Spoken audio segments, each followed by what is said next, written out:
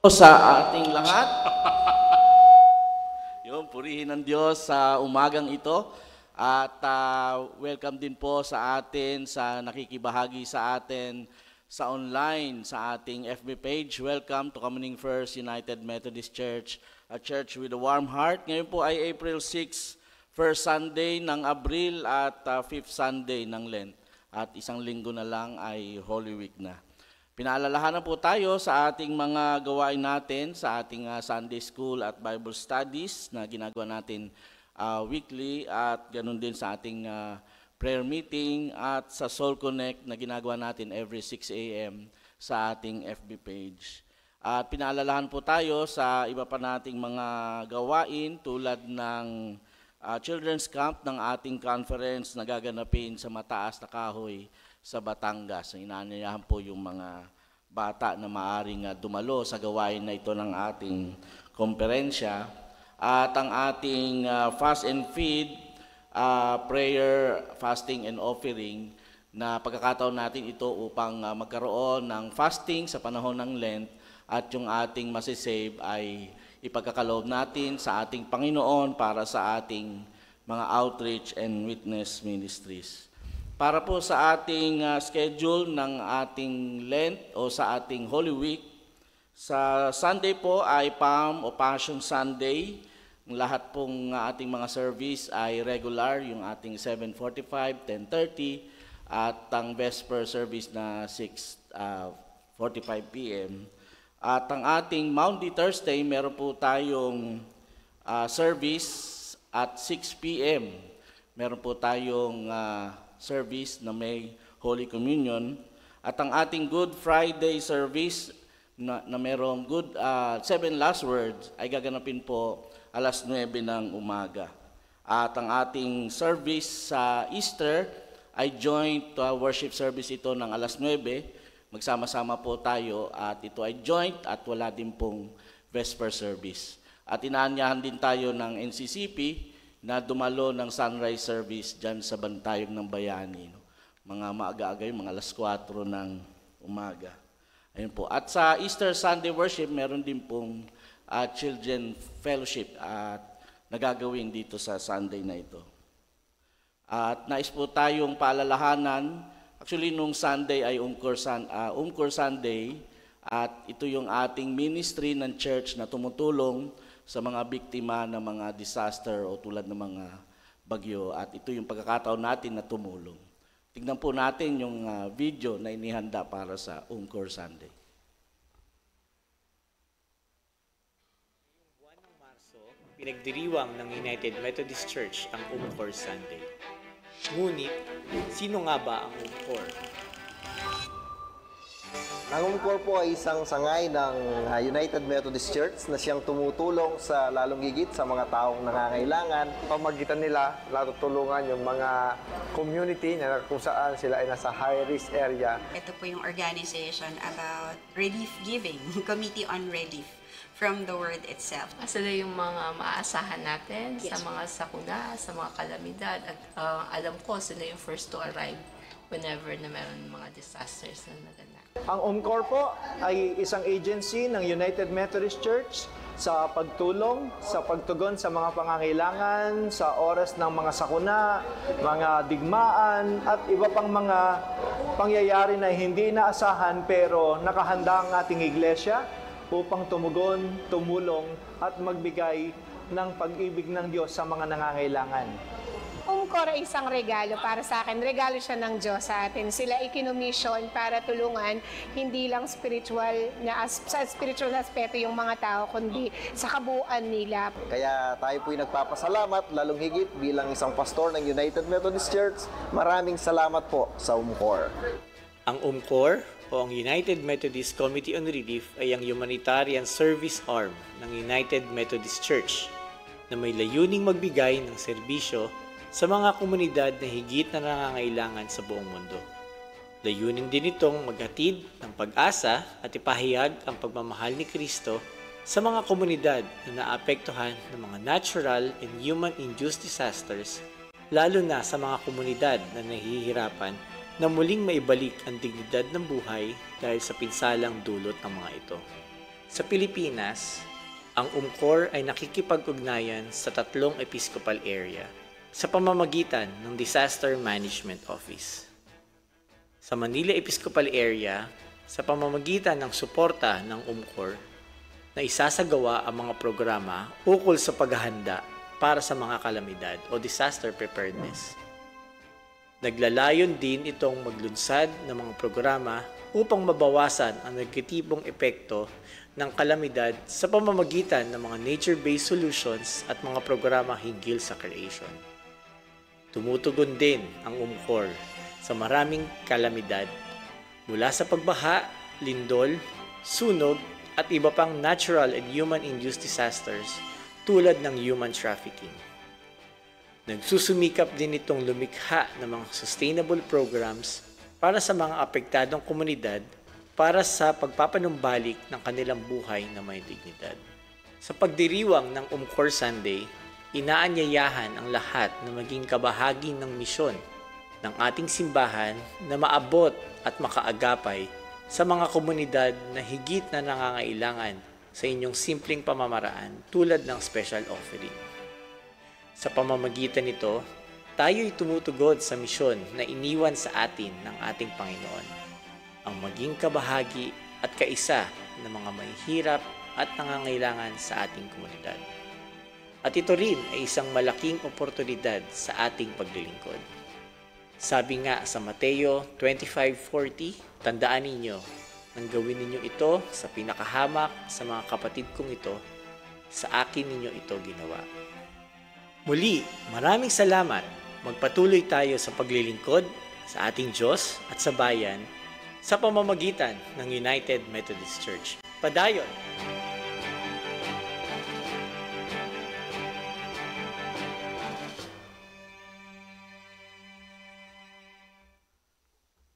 Sa ating pagtulong at pagkakaloob para sa UMCOR ay nakikibahagi tayo sa ating pandaigdigang misyon. No? Sa ating pagkakaloob ay nakakatulong tayo sa anumang mga suliranin saan man sa mundo.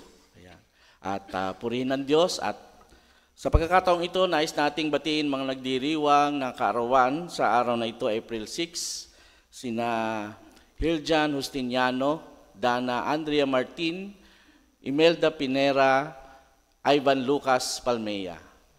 I-post din po natin yung April 7,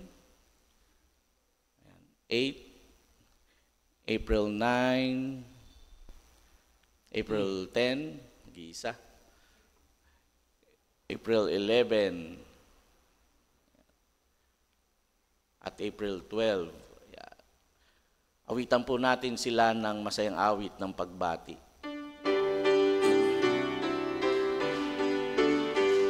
Happy birthday to you, happy birthday to you, happy birthday, God bless you, happy birthday to you. Purihin po ang Diyos at patuloy na maranasan ninyo ang biyaya ng ating Panginoon. Ihanda po natin ngayon ang ating sarili sa ating pagsamba.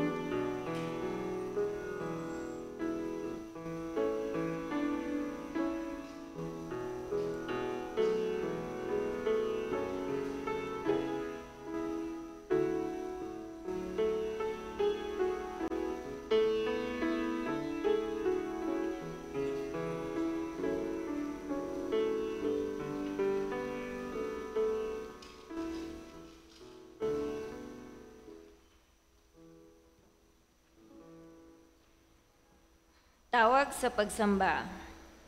Sa ating paghahanda sa pagsamba, ating basahin ng salitan ang awit 126. Nang lingapin tayo ni Yahweh at sa Zion ay ibalik, ang nangyayaring kasaysayay parang isang panaginip. Lahat tayo ay natuwa, masasayang nagsiyawit. Ang sabi ng mga bansang nagmamasid sa paligid, tunay na dakila ginawa ni Yahweh para sa kanila. Dakila ngang masasabi, pambihira ang ginawa, kaya naman kami ngayon nagdiriwang, natutuwa. Kung paanong inuulan itong mga tuyong batis sa sariling bayan namin, Yahweh, kami ay ibalik. Silang tumatangis habang nagsisipagtanim, hayaan mo na mag-anim na puspos ng kagalahan. Silang mga nagsihayong dalay binhit, tananangis, ay aawit na may galak, dalay ani pagbalik. Maaaring naparito tayo upang sumamba sa gitna ng ating mga alalahanin. Dala ay ang mga kabigatan ng mga pasakit o ng kawalang kasiguruhan. Nag-aalalang kailan darating ang kasagutan. Naparito tayo upang sumamba, inaalala ang kabutihan ng Diyos na nagdala sa atin, nagpanatili sa atin hanggang sa mga oras na ito. Inaalala na ang araw na ninukuan tayo ng Diyos sa kanyang pag-ibig at pinuno niya ng kaaliwan at kagalakan. Naparito tayo upang sumamba at upang alalahanin na di tayo iniwan o iiwan ng pag-ibig ng Diyos kailanman at di mauubos ang kagalakan mula sa Kanya. Amen. Amen.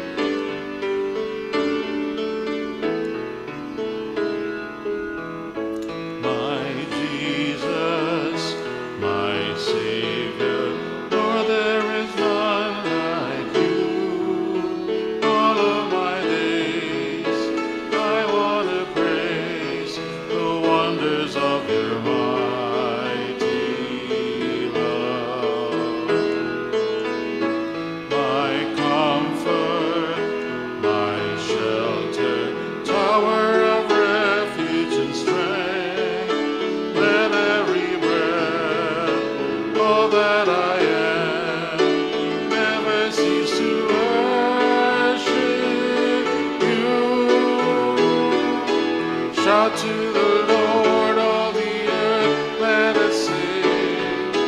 Power and majesty, praise to the King. Mountains bow down and the seas still roar at the sound of your name. I sing for joy at the work of your hands. Forever I love you, forever I'll stand. Nothing compares to the promise I have in you.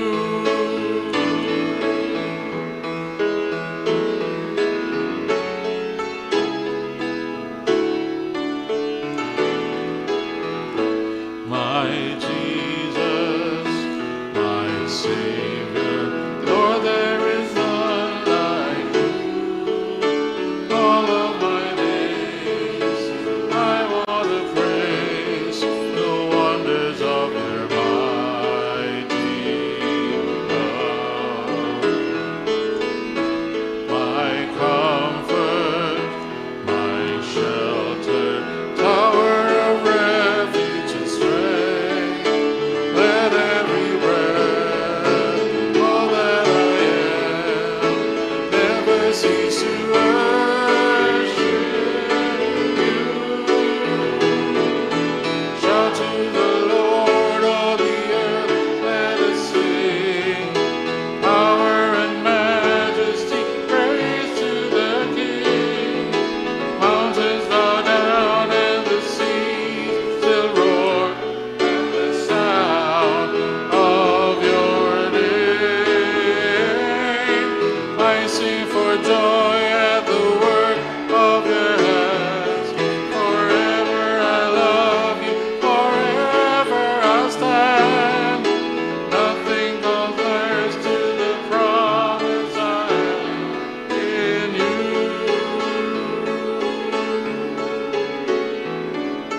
Nothing compares to the promise I have in you.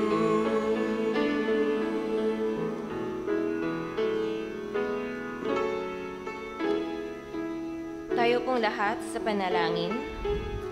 Mahal naming Diyos, Ikaw na kapangyarihan at lakas, narito kami sa sanktuaryong ito upang sambahin Ka. Ipadama mo ang iyong presensya sa iyong iglesia. Ihanda mo ang aming mga puso upang tanggapin Ka. O Diyos na aming tagapanumbalik at ang pangako ng bagong buhay, ng bagong araw, ng bagong pag-asa. Narito kami, ibinubuhos namin ang aming papuri sa iyo. Punuin mo ang iglesia mo sa oras ng pagsambang ito. Amen.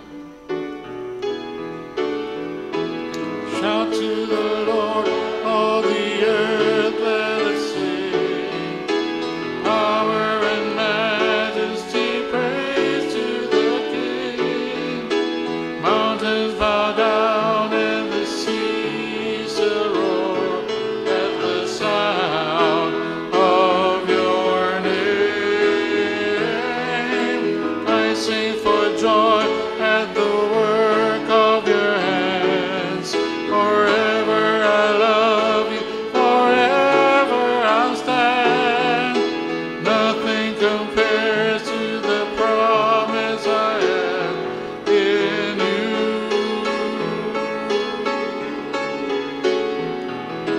Nothing compares to the promise I have in you.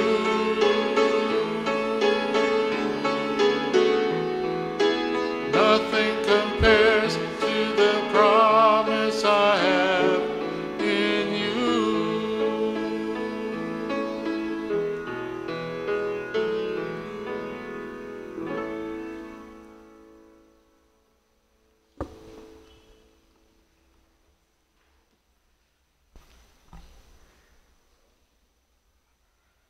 Bawat pagsama-sama natin sa pagsamba ay pagpapahayag ng iglesia ay iisang katawan, ang katawan ni Kristo. Sa Kolosas, Kabanata 3, Talata 15, sa unang bahagi, ang sabi, paghariin ninyo sa inyong puso ang kapayapaang kaloob ni Kristo, sapagkat iyan ang dahilan kung bakit kayo tinawag sa iisang katawan. Ang kapayapaan ng Panginoon ang sumainyo. At sumainyo din. Tayo po'y tumayo at magbatian sa isa't isa sa diwa ng kapayapaan ng Panginoon. Ang sabi nga niya, magmahalan tayo. Ito ang sabi ng ating Panginoon. Sundin natin siya, magmahalan tayo. Sundin natin ang ating Panginoon.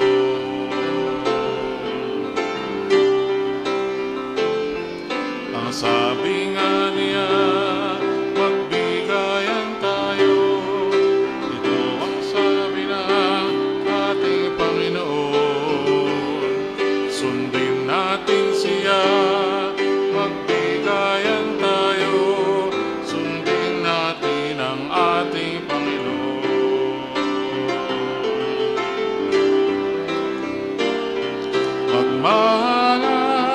Magmahalan tayo.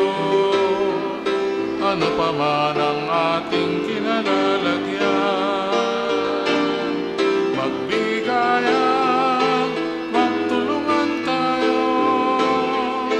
Lahat tayo ay magmahalan.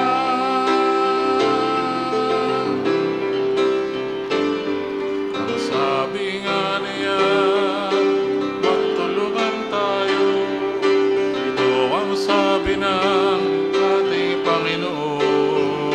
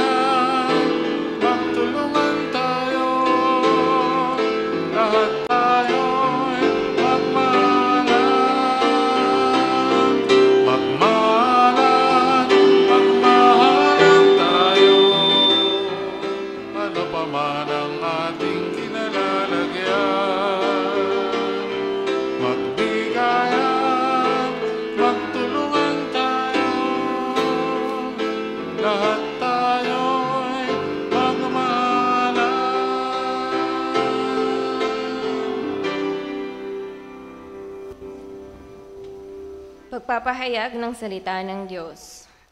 Ang basahin mula sa Lumang Tipan ay matatagpuan sa Isaiah 43 verses 16 to 21.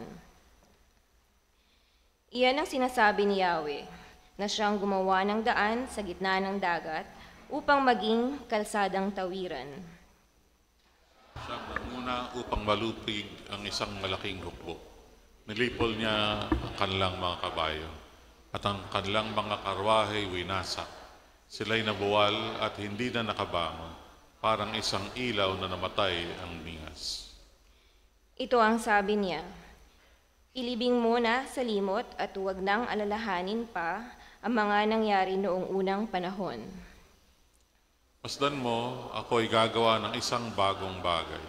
Ito'y nagaganap na, hindi po ba mamakita? Gagawa ako ng isang daanan sa gitna ng disyerto at magkakaroon ng ilog sa lugar na ito. Pararangalan ako maging ng mababangis na hayop gaya ng mga asong gubat at mga ostrich, sapagkat nagpabukal ako ng tubig sa disyerto upang may mainom ang mga taong hinarang ko. Nilalang ko sila upang maging aking bayan, upang ako'y kanilang laging papurihan. Ang pagbasa mula sa Bagong Tipan ay matatagpuan sa Filipos, chapter 3, verses 4 to 14. Ang totoo, ako'y may sapat na dahilan upang panghawakan ang mga pisikal na bagay. Kung iniisip ni naman na siya'y may katuwirang umasa sa ganitong mga bagay, lalo na ako. Ako'y tinuli sa ikawalong araw mula nang ako'y isilang. Ako'y isang tunay na Israelita. Buhat sa angkan ni Benjamin at totoong Hebreo. Kung pagsunod naman sa kautusan ang pag-uusapan, ako'y isang Pariseo. Kung sa pagiging masugid ko sa kautusan, inusig ko ang iglesia. Kung sa pagiging matuwid naman, ayon sa kautusan, walang maisusumbat sa akin.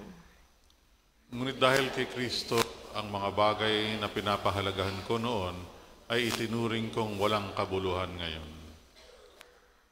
Oo, itinuturing kong walang kabuluhan ang lahat ng bagay bilang kapalit ng lalong mahalaga ang pagkakilala kay Kristo Jesus na aking Panginoon. Ang lahat ng bagay ay ipinalagay kong walang kabuluhan at itinuring kong basura. Makamtan ko lamang si Kristo at lubos na makipag-isa sa Kanya. Ang aking pagiging matuwid ay hindi sa pamamagitan ng pagsunod sa kautusan, kundi sa pananalig kay Kristo. Ang pagiging matuwid ko ngayon buhat sa Diyos sa pamamagitan ng pananampalataya. Ang tanging hangarin ko ngayon ay lubusang makilala si Kristo, maranasan ang kapangyarihan ng Kanyang muling pagkabuhay, makibahagi sa Kanyang mga panghihirap, at maging katulad niya sa Kanyang kamatayan, umaasang ako man ay muling bubuhayin mula sa kamatayan. Hindi sa nakamtan ko na ang mga bagay na ito, hindi rin sa ako'y ganap na.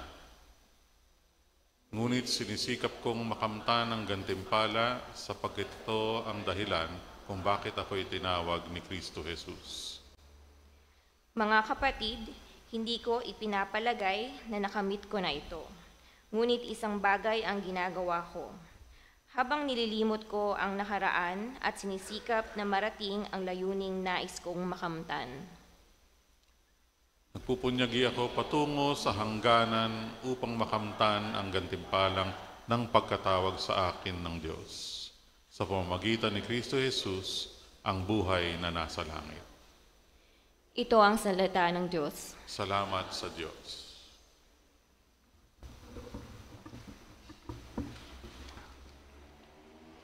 Ang arilin mula sa Ebanghelyo ni San Juan, Kabanata 12, talata 1 hanggang 8. Ito ang sinasabi. 6 na araw bago sumapit ang pista ng Pasko, si Jesus ay nagpunta sa Betania, kung saan nakatira si Lazaro na kanyang muling binuhay. Isang hapunan ang inihanda roon para sa kanya. Si Lazaro ay isa sa mga kasalo ni Jesus. Samantalang si Marta naman ay tumutulong sa paglilingkod sa kanila. Kumuha naman si Maria ng isang bote ng mamahaling pabangong galing sa katas ng dalisay na nardo at ibinuhos sa mga paa ni Jesus. Pagkatapos pinunasan niya ang mga ito ng kanyang buhok at napuno ang buong bahay ng halimuyak ng pabango. Ito'y pinuna ni Judas Iscariote, ang alagad na magkakanulo sa kanya. Sinabi niya, bakit hindi na lamang ipagbili ang pabango at ibinigay sa mga dukha ang pinagbilhan? Maaring umabot sa 300 salaping pilak ang halaga ng pabangong iyan. Sinabi iyon ni Judas, hindi dahil siya'y may malasakit sa mga dukha, kundi dahil siya'y magnanakaw. Siya ang tagapagdala ng kanilang salapi at madalas niyang kinukupitan ito. Ngunit sinabi ni Jesus, pabayaan niyo siya, hayaan niyong ilaan niya ito para sa araw ng aking libing. Habang panahoy kasama ninyo ang mga dukha, ngunit ako'y hindi niyo kasama habang panahon. Pinagpala ang pagbasa ng salita ng Panginoon.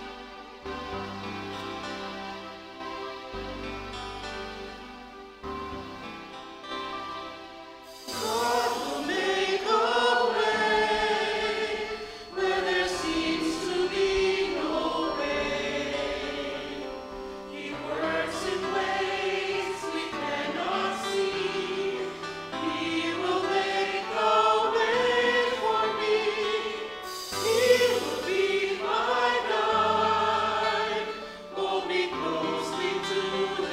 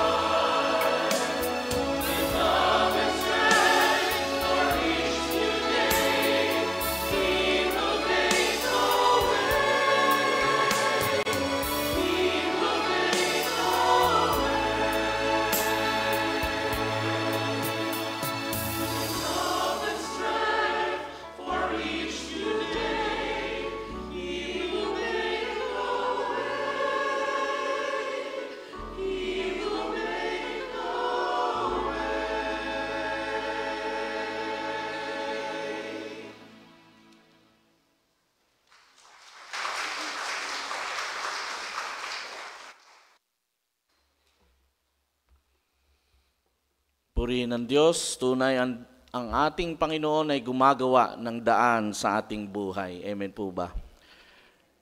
Roadways in the wilderness and rivers in the desert will we see. Tunay na ang Panginoon ay laging may ginagawa sa ating buhay.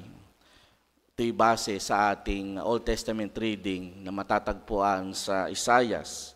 At makikita natin ito ay katugon ng ating binasa kanina sa sagutang pagbasa mula sa Psalm 126 na siyang pinagbasihan ngayon ng tema ng discipleship ministries na pinamagatang Fill Me with Laughter.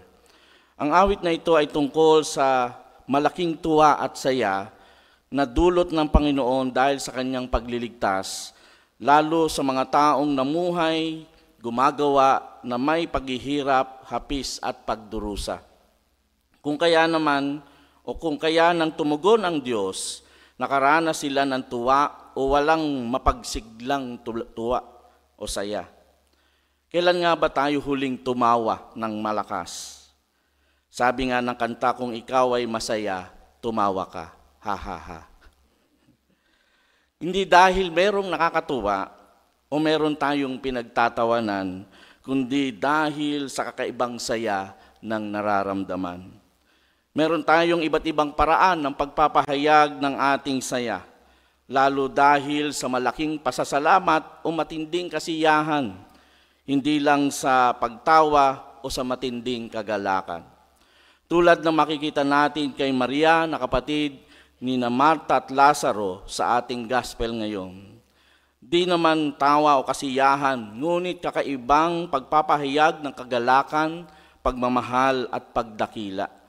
Na magbuhos si Maria ng mamahaling pabango kay Jesus at pinunasan pa niya ng kanyang buhok ang paa ng ating Panginoon.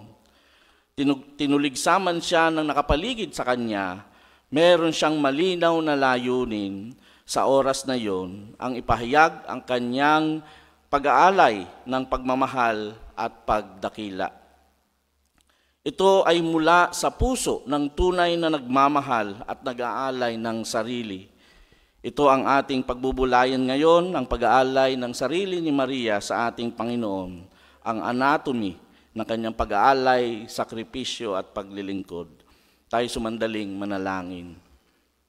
Patuloy naming hinahanap, O Diyos, ang iyong mukha at ang iyong kalooban sa pamagitan ng iyong salita upang maialay namin ang pinakamataas na pagsamba, papuri at paglilingkod.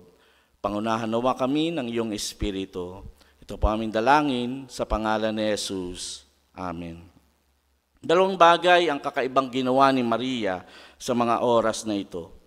Tulad ng sinabi diyan sa unang talata, nangyari ito sa panahong matapos binuhay ng Panginoon si Lazaro mula sa mga patay.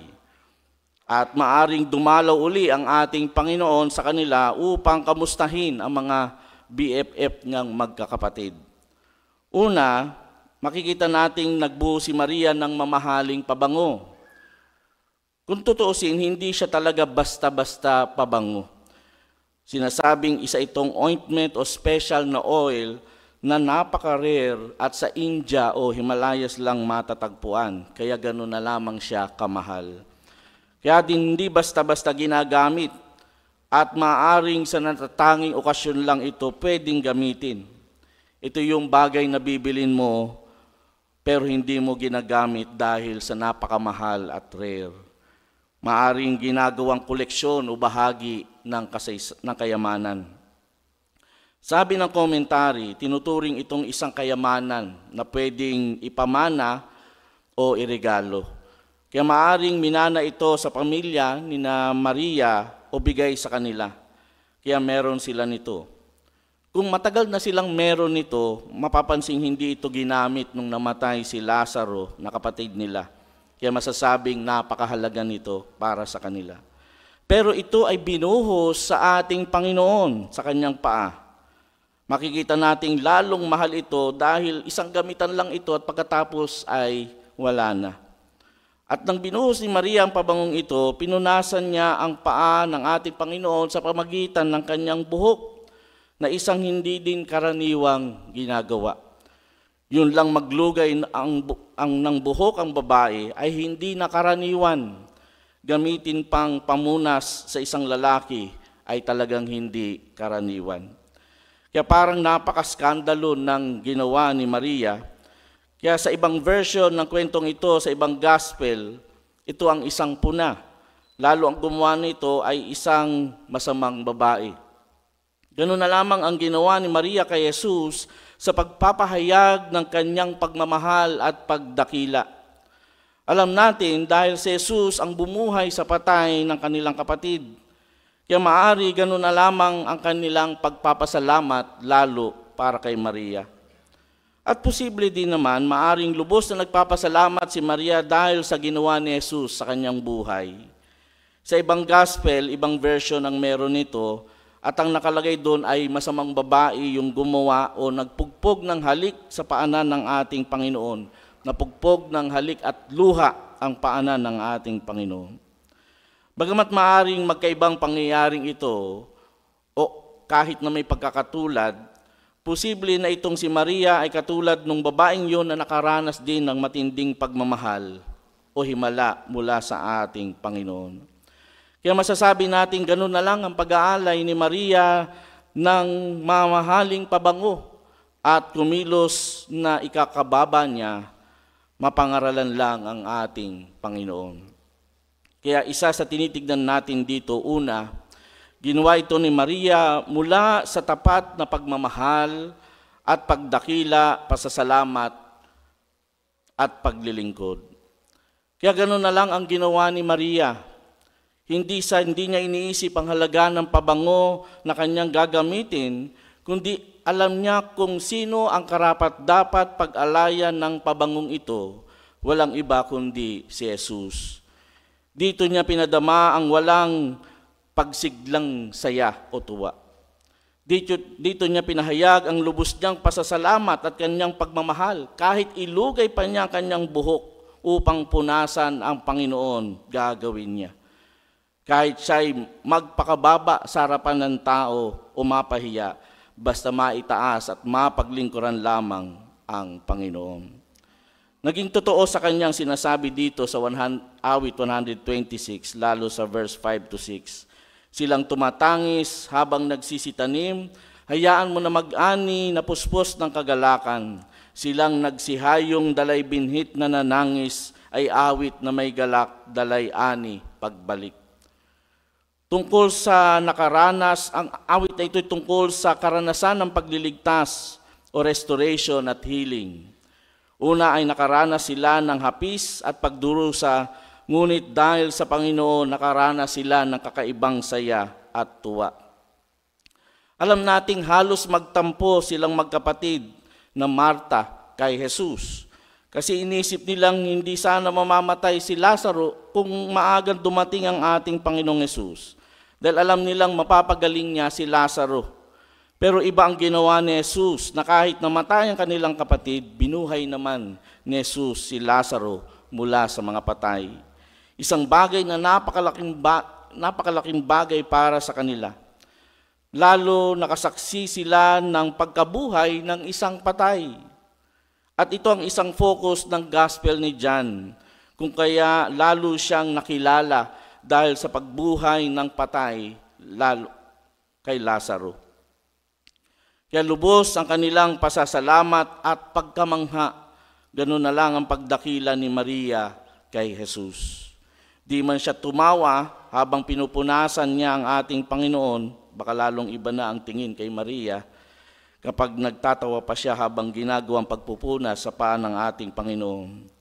Pero dahil sa ginawa ni Maria na pagdakila at pasasalamat, pinakita niyang lubos-lubos at higit pa sa karaniwan ang kanyang pagdakila sa ating Panginoon. Minsan ganun din tayo sa sobrang pasasalamat sa Diyos o kahit sa kanino. Lalo tayong mga Pilipino, kilala tayo sa pagtanaw ng utang na loob na hindi matapos-tapos ang pasasalamat at pagmamahal. Naalala ko tuloy yung naikwento ko sa Bible study nung ako ay nasa Mauban, Quezon. Nang simbahan natin doon ay nasa bundok. at ang tao doon ay walang masyadong umagandang hanap buhay, kaya napakaliit ng mga tinatanggap ng mga tao doon, na ang binibigay lang ng maliit na simbahan na yon ay 3,000 to 4,000 lang sa pastor, at ang annual conference ang nagdadagdag sa allowance, na sa panahon noon ay pinupuno yung 10,000. May member doon na kakagraduate lang ng college at nakatanggap agad sa DepEd. No? Siguro nung humingi sa Panginoon sa panalangin na tanggapin agad sa trabaho sa DepEd, ay tinugon ng Diyos yung pangako niya. Kaya siya'y nangako na kung siguro ay siya'y tatanggapin sa DepEd, ay ibibigay niya yung kanyang 13-month. First time kong nakasaksi ng taong ang unang 13-month ay binigay sa simbahan. Kaya nagpapasalamat tayo sa Diyos at binigay naman yung kanyang 13-month na malaking tulong sa church doon. Di naman tayo pinipresyo na gawin ang mga tulad nito. Pinaalalahanan tayo na mula sa ating pagpapasalamat, pagmamahal sa Panginoon ay tunay na ibigay sa Kanya ang nararapat at the best. Kaya sinasabi nating deserve ng Panginoon ang the best na pagkakaloob at paglilingkod. Lalo siya'y Panginoon ng mga Panginoon at Hari ng mga hari. Una, nararapat siya dito. Pangalawa, ay bunga ng ating pagmamahal at pagpapasalamat. Alam natin sa ating puso kung ano ang naibibigay natin sa Panginoon. Ang nararapat at di man ito pinipilit sa atin. Ngunit alam natin dapat ibigay o gawin ito sa Panginoon tulad ng ginawa ni Maria na handang ibigay sa Panginoon ang pinakamahalagang bagay at nararapat sa Kanya. Kaya bilang dagdag sa paalala, ang pangalawang punto natin sa ginawang ito ni Maria ay walang halong pagkamakasarili, pagmamataas o pagkukunwari. Sa ginawang ito ni Maria, pinuna ito ni Judas, ang alagad ng ating Panginoon na magkakanulo sa Kanya. Dito sa gospel na ito, makikita natin ang kanilang pagkakaiba. Kung si Maria ay nagpakita ng pagmamahal mula sa pusong nagpapasalamat sa pamagitan ng selfless service, makikita naman natin ang selfishness kay Judas na tumuligsa sa ginawa ni Maria. Kung tutuusin, pangalawang beses nang napagsabihan si Maria sa ginawa niya. Di po ba? Una, yung mula sa kanyang kapatid, nung dumalaw ang ating Panginoong Hesus at siya'y nakaupong nakikinig sa ating Panginoon. Dahil siya'y nakaupo lamang, sinabihan siya ng kanyang kapatid na Marta na tumulong sa kanyang paghahanda. Parang sinasabi, paupo-upo ka lang. Kumbaga para kay Marta, walang ginagawa o hindi nakakatulong si Maria. Ngunit pinagtanggol naman siya ng ating Panginoong Hesus. Dito naman sa pangalawang pagkakataon, nasabihan siya uli. Ngunit sa pamagitan ni Judas, dahil hinayang na hinayang naman siya sa pabangong binuhos sa ating Panginoon, dahil ito ay napaka-special at napakahalaga, na nagkakahalagang 300 denarios o 300 araw ng sweldo o 1 taong sweldo. Ang katwiran ni Judas ay sana sa mga mahihirap na lang itinulong ang pabango kung ibebenta ito. Sabi ng Ebanghelyo, hindi naman daw talaga totoo na may malasakit si Judas sa mga mahihirap, kundi pagkakataon niyang mangupit dahil siya yung ingat yaman ng mga disipulo. Kaya makikita natin ang contrast ng dalawang karakter na ito na si Maria at Judas. Parehong may magandang intensyon, ngunit magkaiba ang mga motibo. Kung si Maria ay nagpakita ng kakaibang pag-aalay ng pagmamahal at pagdakila, si Judas naman ay nag-iisip na tumutulong sa mga mahihirap, ngunit ang tunay na layunin ay pansariling pakinabang. Alam natin dahil si Judas ay tuluyang nalayo ang kalooban sa Panginoon. Bagamat pare-pareho silang alagad o ilan sa mga alagad na nagnais na maging hari agad si Jesus. Ngunit kung yung lahat ng mga alagad ay tanggap na ang gagawin ng Panginoon, at di siya magiging hari agad, si Judas naman ay masasabing nanatili sa kanyang sariling pag-iisip, kaya hanggang pagtaksilan o ipagkanulo niya ang ating Panginoon. Sabi ng ilang komentaryo, bagamat di man niya gustong ipapatay si Jesus, na kaya lang niya pinagkanulo ay upang matrigger ang Panginoon na magsimula ng rebelyon laban sa Roma. Ang nangyari ay tinanggap ni Jesus ang parusang kamatayan na pinataw sa kanya. Kung si Maria, ginawa niya ang kakaibang bagay na ito dahil gusto niyang ialay ang kanyang sarili sa Panginoon, si Judas naman ay gumagawa ng pagkakataon o nag-iisip kung ano ang mahihita sa pananatili niya bilang alagad ni Jesus. Ito yung alagad na nakatingin pa din sa kung ano ang maibibigay ng Panginoon. Nakatingin sa blessing. Kung hindi ibibigay ng Panginoon ay magtatampo, tatalikod sa Diyos. Sa una ay halos ganito tayong mga Kristiyano, ngunit bahagi ng ating paglago at pagbabago ng ating pananaw na hindi lang sa blessing nakatingin, kundi sa ating Panginoon mismo. Ito din ay paalala sa atin na maaari din pala tayong maglingkod at gumawa at magbigay sa Panginoon ng iniisip ay pansarili, para sa pansariling kapakinabangan. Pangatlo, ang ginawa ni Maria ay malinaw na iisang layunin at walang iba kundi dakilain at sambahin si Jesus.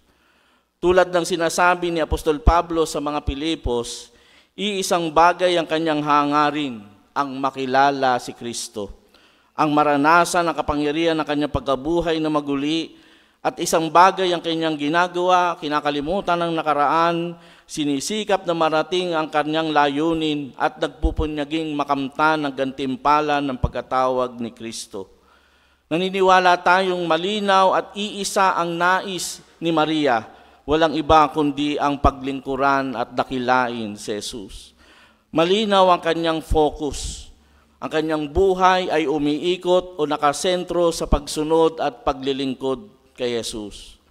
Ito din ang gusto ni Wesley.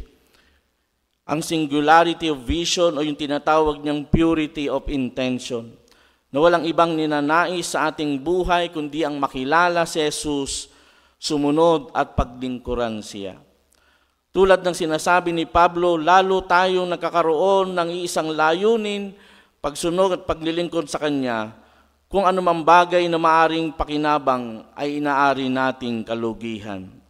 Para kay Pablo, kung ang pagsunod sa kautusan ay magiging hadlang upang hindi niya mabigyang halaga ang ginawa ni Jesus sa krus, tinuturing niya itong basura.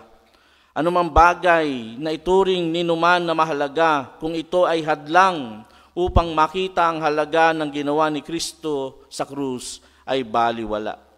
Para kay Pablo, walang ibang dahilan sa kanyang pagkaligtas, ng kanyang pagiging matuwid, hindi dahil siya ay Pariseo, hindi dahil purong Hudyo siya o Hebreyo siya, kundi siya ay kumikilala sa habag at pagliligtas ni Kristo sa pamagitan ng kamatayan sa krus. Para kay Maria, ang halaga ng kanyang buhay ay tanging pagsunod at paglilingkod sa Kanya. Kaya niya ibinigay kahit gaano ito kahalaga, gagawin niya kahit ituring siyang baliw ng mga tao. Malinaw kay Maria, ginagawa niya ito para kay Jesus, na alam niyang nagmahal sa Kanya at binigay ang buhay sa Kanya. Kaya ang ginawa ni Maria ay exemplary, isang halimbawa o huwaran. Dahil sa lahat ng karakter sa Biblia, siya ang nagpakita ng pagbibigay ng buhay. Ibibigay ang lahat para sa Panginoon, para sumunod at maglingkod. Sumasalamin ito sa gagawin ng Panginoon sa sanlibutan ng inalay ng Panginoon ng kanyang sarili. Kaya tulad nung reflection ni Pastor Max nung sa Bible study, yung humalimuyak, yung pabango sa buong bahay, ay katulad ng halimuyak o sweet aroma ng offering ng mga tao noon sa Diyos sa panahon ng pag-aalay ng mga Israelita sa mga handog na susunugin. Kapag ang handog noon ay karapat-dapat sa Diyos, ito ay nagiging masamyong handog para sa Kanya. Dahil si Maria ay nag-alay mula sa kanyang puso na isang layunin, naging literal na masamyong handog ang ginawa ni Maria sa ating Panginoon. Sa ating pag-aalay ng ating sarili sa Panginoon, ginagawa natin dahil alam natin unang nagmahal ang Panginoon sa atin. At higit sa lahat, alam nating si Jesus ay karapat-dapat tumanggap nito dahil siya ay Panginoon at Diyos. Dagdag pa yung tayo'y niligtas sa ating kasalanan at karumihan.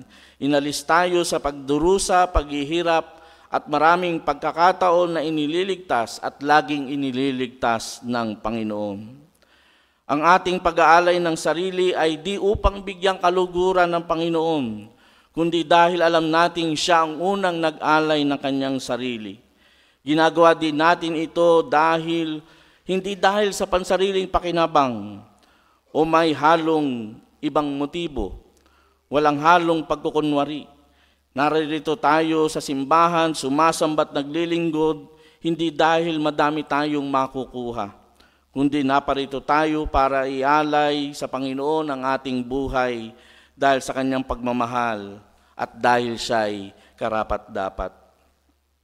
Tulad ng pagharap natin sa banal na komunyon, makikita natin sa bahagi ng ating panalangin dyan sa Great Thanksgiving.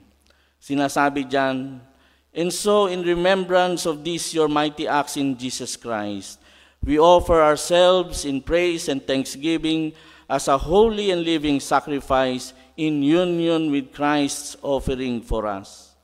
Sinasabi dito na makikita natatangi nating paniniwalang Metodista, lalo tungkol sa sacrifice ng Panginoon sa panahon ng komunyon. Hindi tayo naniniwala na inuulit ang sacrifice ng Panginoon dahil minsan lang ginawa ang pag-aalay ng Panginoon sa krus. Ang ginagawa nating ay pag-alaala, pagsariwa sa kanyang pag-aalay. At dito, sa pag-alaala natin sa ginawa ni Kristo sa atin, kaya inaalay natin ang ating buhay sa Kanya sa pagtanggap sa komunyon.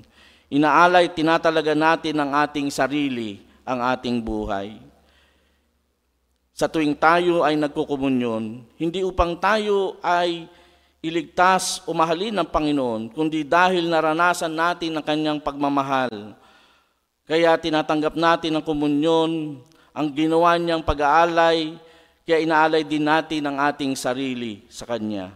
At nagiging karapat-dapat ang ating pag-aalay dahil unang inalay ng Panginoon ang Kanyang sarili. Kung tutusin, baliwala o walang halaga ang ating mga handog. Anumang alay, anumang klase ng paglilingkod, kahit mamahaling pabango pa yan, kahit limpak-limpak o milyon-milyong pera pa yan, kahit lupa ang ating ibibigay sa Panginoon, kahit mamatay tayo dahil sa ating pananampalataya, ito ay walang silbi kung hindi natin alay ayon sa pag-aalay at pagmamahal ng Panginoon sa atin. Dahil nagiging effort lang ito kung ginagawa natin ito para maligtas at pagpalain ng Panginoon. Kaya nagiging katanggap-tanggap ang ating alay dahil ginawa natin ito bilang pagkilala, bilang pagsukli, dahil hindi naman din natin matutumbasan ang ginawa ng Panginoon sa ginawang pagmamahal at pag-aalay ng Kanyang sarili sa atin. Dahil unang inalay ng Panginoon ang Kanyang sarili, una siyang nagmahal at ang ating pagmamahal at ang ating alay at paglilingkod ay bunga ng Kanyang pagmamahal sa atin. Sa pagharap natin sa banal na komunyon, aalalahanin natin ang ginawa ng Panginoon sa atin, ang Kanyang pagmamahal, at higit sa lahat, kikilalanin natin kung sino siya bilang Panginoon at Diyos. Kaya dahil dito, ang ating buhay ay may kabuluhan at ang ating pag-aalay ng sarili at ang ating paglilingkod. Tulad ni Maria, bilang pagkilala sa ginawa ni Kristo sa atin, binibigay natin sa Kanya ang nararapat kung kailangan higit pa sa nakasanayan upang may pakita at kilalanin ang dakila niyang pagmamahal. Inaalay natin ang buhay sa Kanya, ang ating paglilingkod at lahat ng bagay sa atin ayon sa pag-aalay na ginawa ng Panginoon upang tayo din ay maging kasangkapan ng pag-aalay ni Kristo sa mundo. Sa pangalan ng Ama, ng Anak at ng Espiritu Santo. Amen.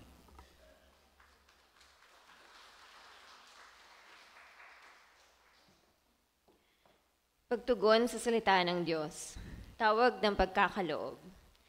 Sumaway man tayo sa Panginoon o may dalang kabigatan sa ating mga puso, gayunpaman tayo ay masagana at tapat pa ring minamahal ng Diyos. Tumugon tayo sa Kanya tulad ni Maria na puno ng pag-ibig, pananampalataya at pasasalamat. Ating handog ang ating mga ikapu at kaloob sa Panginoon.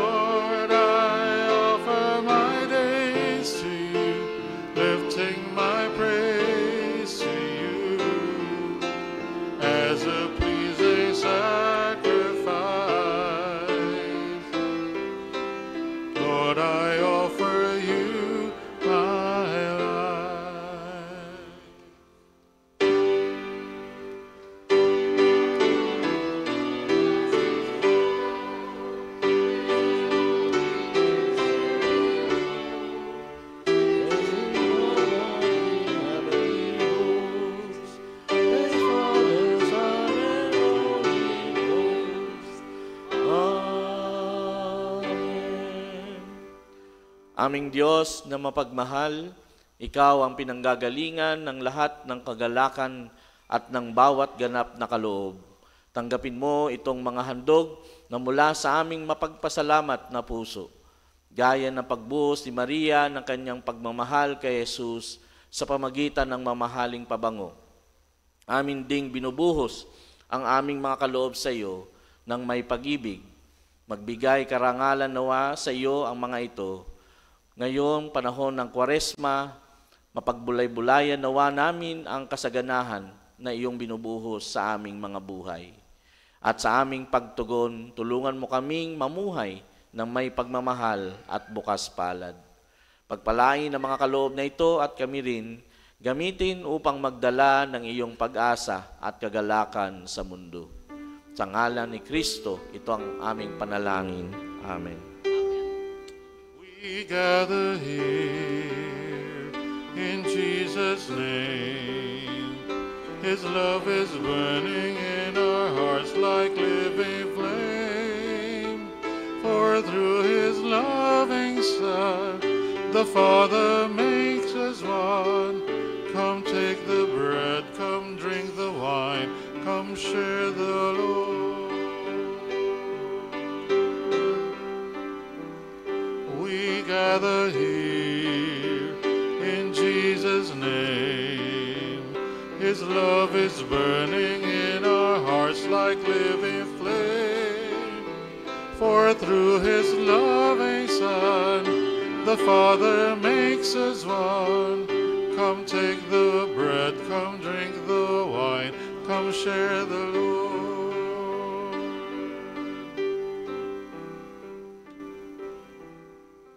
The Lord be with you.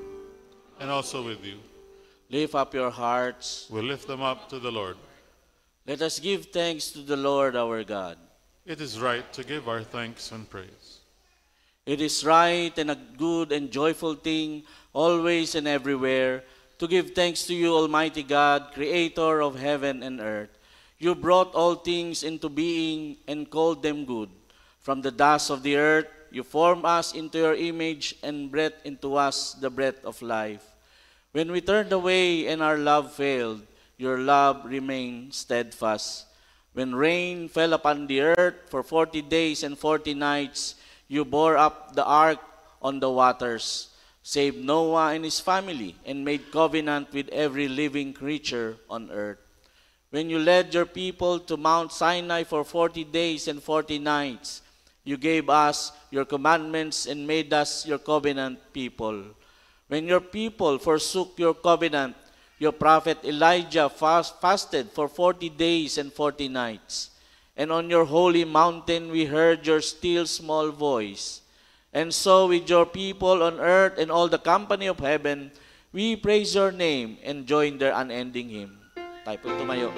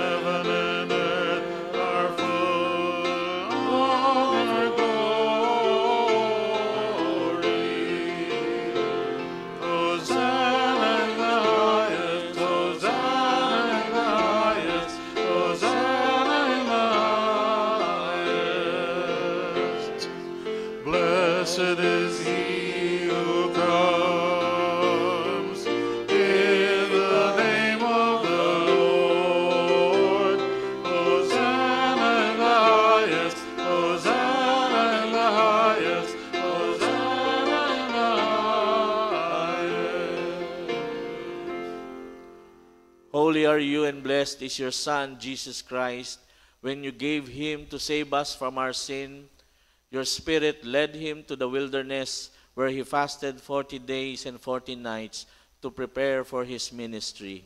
When he suffered and died on a cross for our sin, you raised him to life, presented him alive to the apostles during 40 days, and exalted him at your right hand by the baptism of his suffering, death, and resurrection. You gave birth to your church, delivered us from slavery to sin and death, and made with us a new covenant by water and the Spirit. Now, when your people prepare for the yearly feast of Easter, you lead us to repentance for sin and the cleansing of our hearts, that during these days of Lent, we may be gifted and graced to reaffirm the covenant you made with us through Christ. On the night in which he gave himself for us, he took bread, gave it to his disciples, and said, "Take, eat, this is my body which is given for you. Do this in remembrance of me."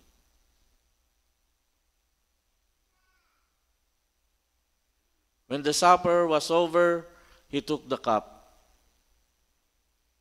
gave thanks to you, gave it to his disciples, and said, "Drink from this, all of you. This is my blood of the new covenant, poured out for you and for many for the forgiveness of sins. Do this as often as you drink it in remembrance of me."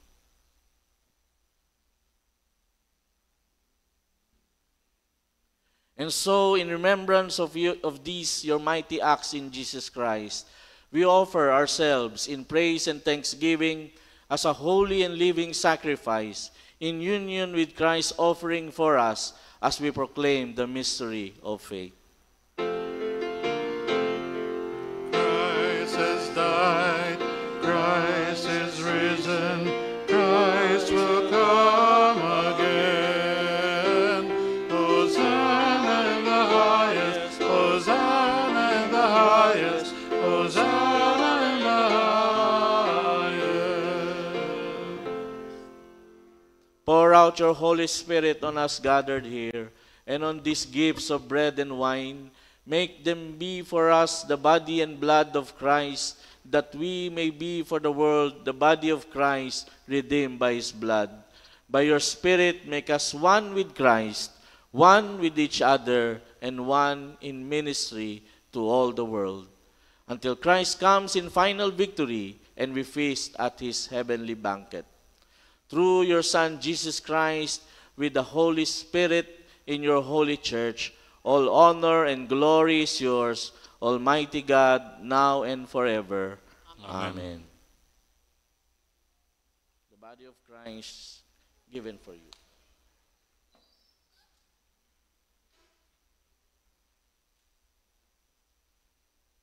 The blood of Christ shed for you. Unahin po muna natin ang mga bata.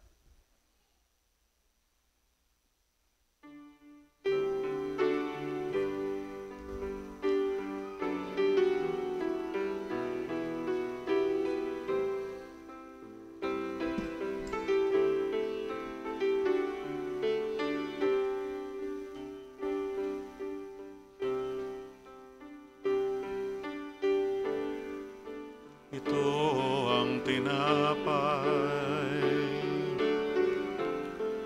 na inaalay sa inyo. Tanggapin ninyo ito sa aking ngalan. Ito ang aking katawan. Kunin natin yung kanin. Ito'y para sa inyong buhay. Tanggapin nyo ito. At inyong ang paghatian ang aking dugo at katawan. Iniaalay sa inyo, tanggapin ninyo sa aking ngalan. Ating panalangin mga bata, salamat o Diyos sa mga batang ito na sa pamagitan na kahit sa kanilang kamusmusan ay maranasan nilang yung biyaya at pagliligtas at ipadama ang iyong pag-ibig. Sa pangalan ni Jesus. Amen.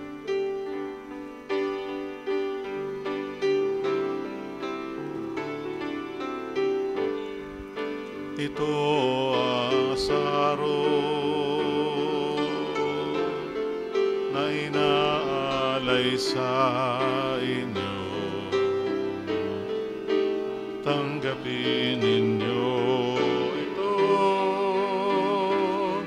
sa aking ngalan. Ito ang aking dugo. Kunin natin yung inumin. Ito'y para sa inyong buhay. Tanggapin nyo ito. At inyong paghatian ang aking dugo at katawan. Iniaalay sa inyo, tanggapin sa aking ngalan, at inyong paghatian ang aking dugo at katawan, iniaalay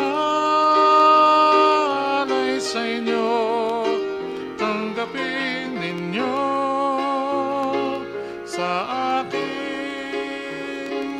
ngalan. Sinabi ng ating Panginoon, ako ang tinapay ng buhay, ang lumalapit sa akin na hindi na magugutom.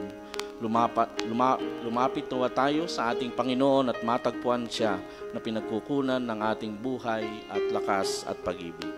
Amen.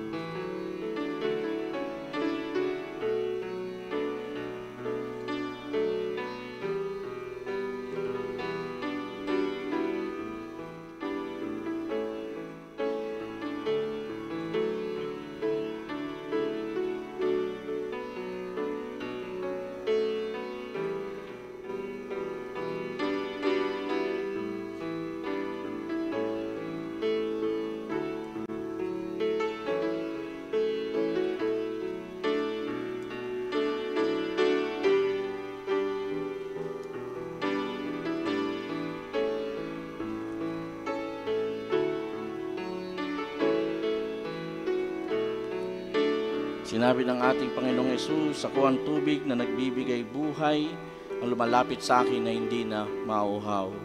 Matagpuan nawa natin si Kristo sa ating puso na nagbubukal ang kanyang biyaya at pag-ibig sa ating buhay. Amen.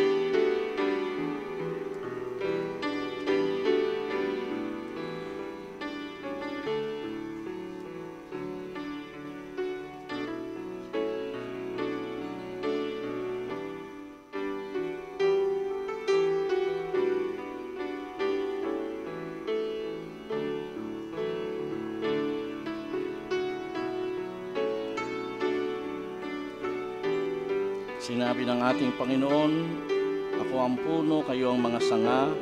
Kung kayo nananatili sa akin at salitang nananahan sa inyo, kayo ay mamumunga at wala kayong magagawa kundi sa pamagitan ko. Matagpuan nating tayo ay nananatili sa ating Panginoon at sa kanyang pag-ibig. Amen.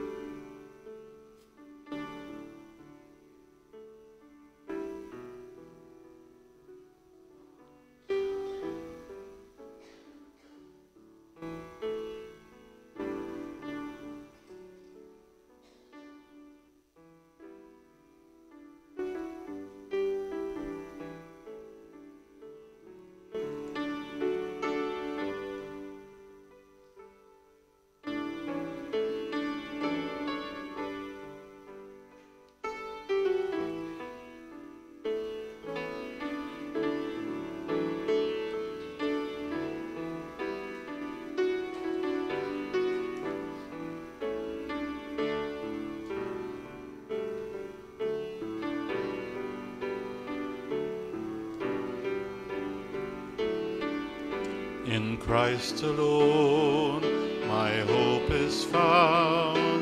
He is my strength, my song. This cornerstone, this solid ground, firm through the fiercest drought and storm. The words of love, what depths of peace, when fears are still, when striving cease.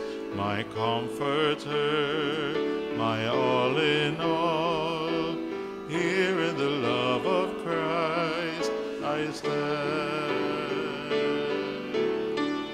In Christ alone, who took on flesh, fullness of God in helpless babe, this gift of love and righteousness, scorned by the ones he came to save, till on that cross as Jesus died, the wrath of God was satisfied. For every sin on him was laid, here in the death of Christ I live. There in the ground his body lay, light of the world by darkness slain, bursting forth in glorious day, up from the grave he rose again. And as he stands in victory, sin scourged has lost its grip on me, and for I am his and he is mine, bought with the precious blood of Christ. Lumalapit kami, dakilang Diyos, at namamangha sa kasaganahan ng iyong pag-ibig sa amin, sa walang hanggang pagdaloy ng iyong biyaya. Tunay, Panginoon, batid mo ang aming iba't ibang karanasan sa buhay. Kami man ay dumaraan sa matinding pagsubok, paghihirap at pagdurusa sa mga matitinding problema. Alam namin ikaw ay gumagawa ng daan sa aming buhay. Kahit imposible, O Diyos, at mga bagay na hindi maipaliwanag, ay ikaw ay gumagawa ng daan para sa amin. Na sa bawat pagtawag namin sa iyo, sa bawat kahilingan, ikaw ay laging sumasagot. Salamat, O Diyos, dahil alam namin ikaw ay laging nagmamahal. Higit sa mga pagpapalang ito, karapat-dapat kang purihin dahil ikaw ay tunay na dakila at makapangyarihan sa lahat. Hindi hagip ng aming isipan ang iyong kalakihan at kadakilaan. Hindi mauubos ang aming papuri sa pagsasalaysay ng iyong kalwalhatian. Kung kaya kami naririto, nagpupuri, nagpapasalamat, may handog namin ang aming pinakamataas na papuri, pag-alay ng aming sarili sa iba't ibang kaparaanan. May pagkalob namin sa iyo ang nararapat para sa iyo dahil ikaw ang Diyos na laging tumutugon at nagpapala sa amin. Kaya patuloy kaming lumalapit sa iyo, O Diyos, anuman ang aming kinaharap sa buhay, pinagdaraanan, alam namin ikaw ay laging kasama namin. Pinapadama mo ang iyong pag-ibig, na minsan kami nakakalimot, minsan kami ay nagkakasala, ikaw ay patuloy na nag-aahon sa amin. Ano man, O Diyos, ang aming kahilingan, alam namin, pag pinagkatiwala namin sa iyo, ikaw ang patuloy na magpapala. Ngayon pa man, pinapadama mo na ang tagumpay. Ngayon pa man, pinapadama mo na sinasagot ang aming mga panalangin. At ngayon pa man ay tinatanggap ang aming pag-aalay ng buhay. Hindi man kami karapat-dapat sa iyong harapan. Kayo, O Diyos, ang patuloy na tumatawag, pumipili sa amin, siyang nagbabago sa amin, at ginagamit kami para sa iyong kalwalhatian. Nawa ang aming buhay, paglilingkod ay maging masamyong amoy sa iyong harapan, masamyong handog sa iyong tahanan, upang ang halimuyak na ito ay patuloy na madamat maranasan ng mga tao at maranasan din nila ang pag-ibig, biyaya na natagpuan sa aming buhay. Panginoon, kasangkapangin mo kami. Ikaw makita sa amin. Ikaw ang patuloy na gamitin mo kaming daluyan ng pagpapala. At ikaw ang siyang patuloy na mataas sa aming buhay. Tunay na ikaw ang aming sandigan, ikaw ang aming pinanghahawakan. Sa iyo kami nagtitiwala at alam naming hindi kami magigiba. Sa iyo ang kapurihan at kalwalatian. Ito ang aming dalangin sa pangalan ni Jesus. Amen.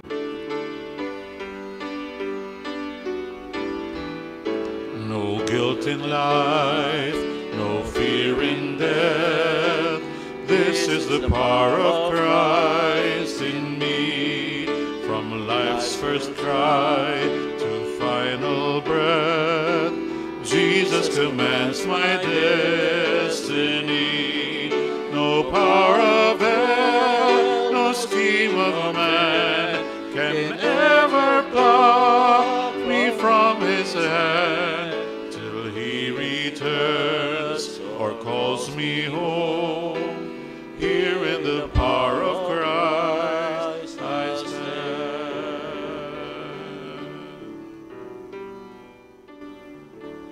Umayo kayo sa lugar na ito sa pagpapala ng Diyos na nagdudulot ng tuwa sa gitnang ng inyong pagtangis, ng kagalakan na nagtatanim ng butil, nagpagpapanumbalik, katarungan at kasaganahan kahit sa ating kalungkutan. Ipamuhay at ipamahagi sa lahat ang tuwa at pag-asang dulot niya sa inyo. At samahan kayo ng Diyos, Ama, Anak at Diwang Banal, ngayon at magpakilanman. Amen.